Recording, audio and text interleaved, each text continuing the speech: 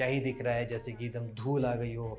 HDR का support नहीं मिलता है। बाकी अगर आप कैमरा यूज़ करते हैं तो वहाँ पे आपको एक्सपीरियंस और बैड मिलेगा। वैसे तो गाइस इस फ़ोन का रिव्यू तो बनता ही नहीं है, बिकॉज एक होता है ना कि आप प्राइस के अकॉर्डिंग आपको क्या मिल रहा है। अगर हम प्राइस वर्सेस स्पेसिफिकेशंस देखेंगे तो आपको इससे मच बेटर फ़ोन इससे काफ़ी कम प्राइस में 15,000 के रेंज में भी मिल सकते हैं। बट अब चूंकि वन प्लस का ब्रांड है, काफ़ी नाम है, 8-10 साल से फ़ोन लॉन्च हो रहे हैं, तो कुछ ना कुछ तो कंपनी उससे तक कमाल कर सकती होगी। इसी बात को टेस्ट करने के लिए मैंने इस फ़ोन को बाय किया और मैं इसको एक 2 दिन की अमेजिंग एडवेंचरस जर्नी में लेके निकल गया। For the upcoming talking with tech episode के लिए आपको मैं दिखाता हूँ इस वीकेंड पे।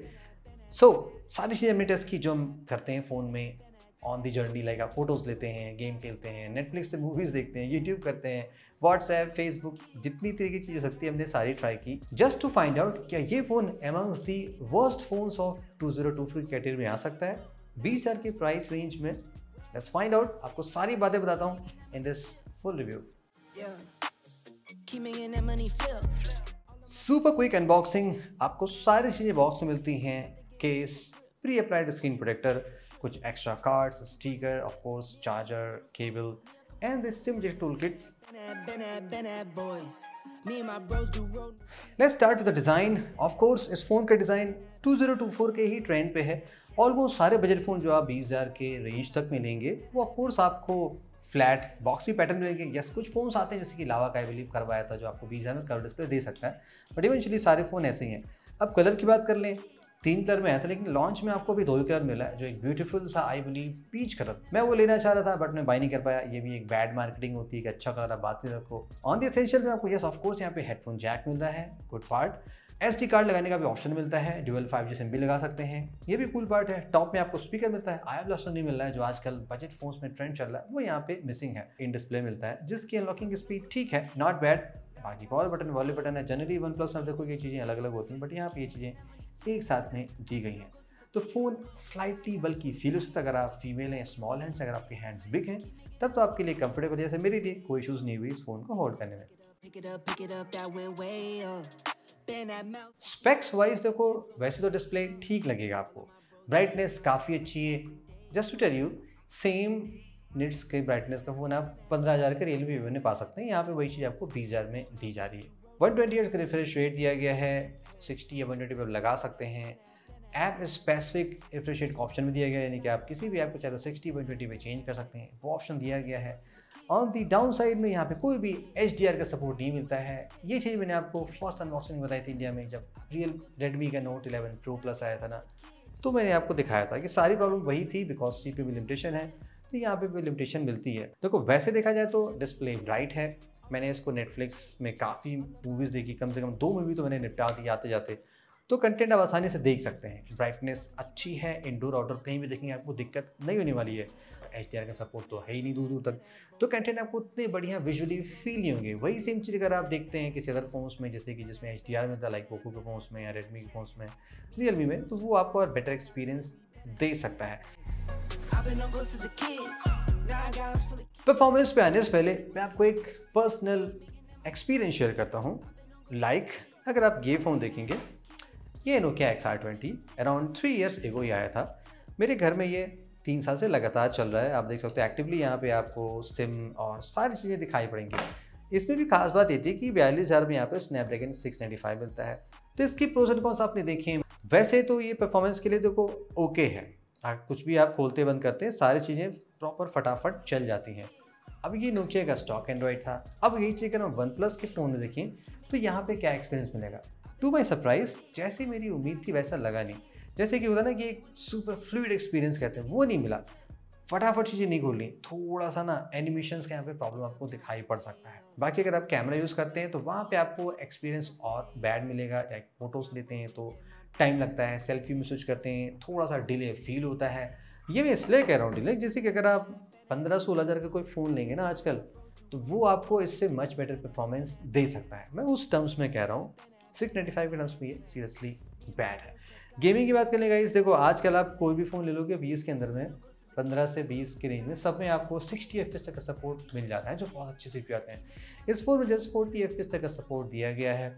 गेम प्ले करेंगे तो ऑफकोर्स आपको 30-35 FPS तक ही मिलेगा। तो गेमिंग के लिए फ़ोन एकदम डिज़ाइन नहीं किया गया है, तो या आप उससे दूर ही रहिएगा। अगर आप just Twitter, Facebook, Instagram, WhatsApp यही चीज़ चलाते हैं, आपको एचडीआर से मतलब नहीं है, आपको गेमिंग से मतलब नहीं है, तब तो आपके लिए फ़ोन ठीक है। कैमरे पे आने से पहले सॉफ्टवेयर की भी थोड़ी सी डिस्कशन कर लेते हैं, बिकॉज ये भी इंपॉर्टेंट है। अगर आप वन प्लस की वेबसाइट पे जाएंगे तो यहाँ पे लिखा हुआ है प्योर ऑक्सीजन ओएस। प्योर को अगर हम सॉफ्टवेयर और एंड्रॉयड के टर्म्स में कन्वर्ट करें तो वो निकल के आता है स्टॉक, जहाँ पे कुछ ना हो, प्योर प्योर प्योर, राइट। और यहाँ पे आप देखोगे तो आपको बहुत सारे एप्लीकेशन एक्स्ट्रा मिलेंगे। हमने कुछ इंस्टॉल किए फॉर दिस टेस्टिंग पर्पस के लिए, जैसे कि बीजीएमआई, एंड्रॉइड, ये सारी चीज़ें, थ्रॉटलिंग वॉटलिंग।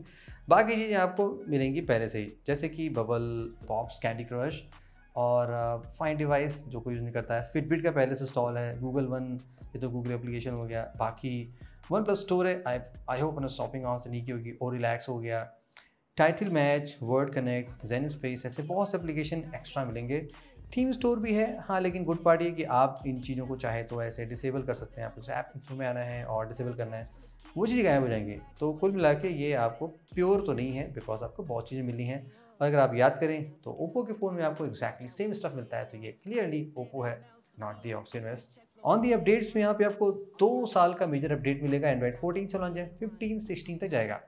सॉफ्टवेयर में जो फ्लूइडिटी है वो आपको थोड़ी सी कम दिखाई पड़ेगी। जैसे कि अगर मैं एनिमेशन की बात करूँ, लाइक अगर मैं आपको यहाँ पे डायलर ओपन करके दिखाता हूँ, ये ओपन किया तो ये डायलर देखोगे ऐसे और फोन से क्या होता है ना, कोई एनिमेशन बहुत स्मूथ होता है, आपको सेम प्लेस से वो खुलता हुआ दिखाई पड़ेगा। लेकिन यहाँ पे जैसे हमने खोला, जैसे आप मिनिमाइज करोगे तो यहाँ पर दिख रहा है, लेकिन ओपन करते वक्त ये लगेगा स्क्रीन से बीच से आ जा रहा है। तो ना वो अच्छा वाला फ्लूइड एक्सपीरियंस नहीं मिल रहा है जो कि पहले वन प्लस में मिलता था।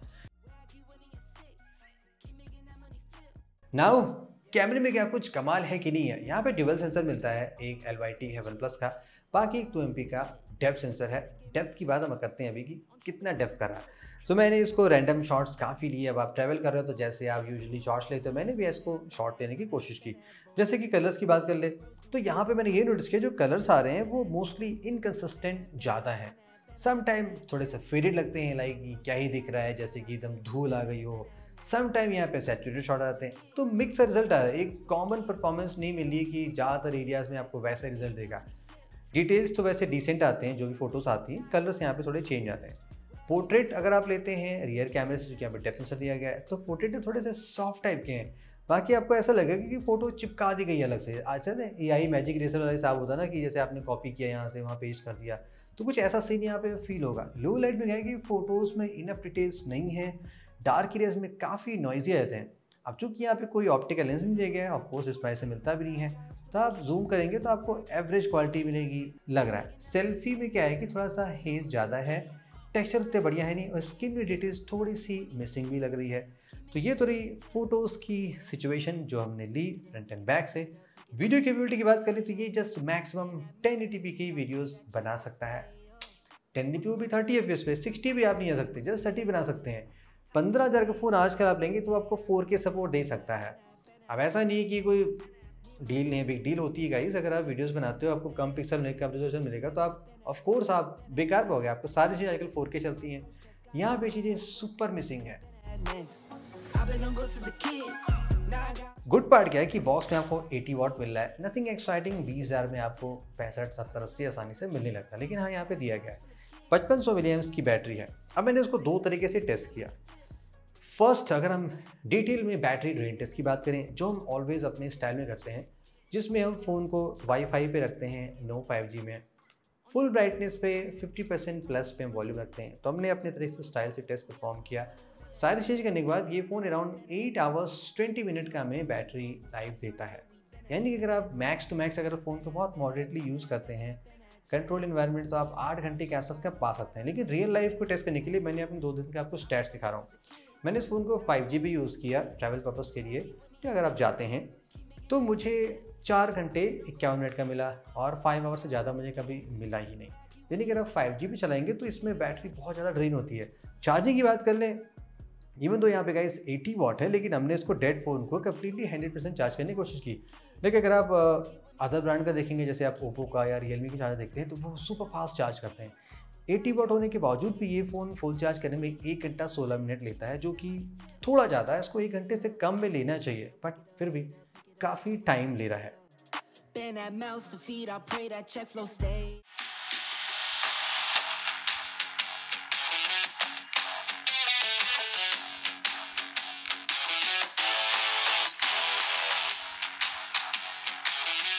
स्पीकर्स तो देखो वैसे इसमें आपको ड्यूअल मिल रहे हैं एंड क्वालिटी वाइज ठीक लग रहा है। बेस यहाँ पे अच्छे आ रहे हैं, मिड्स भी ठीक हैं, बट ना फुल वॉल्यूम पे जैसे मैंने प्ले किया था तो हल्के से स्पीकर ना डिस्टॉर्टेड फील होने लगे, फटते हुए आएंगे आपको। थोड़ा आप कम पे सुनेंगे तो आपको ठीक एक्सपीरियंस मिल जाएगा।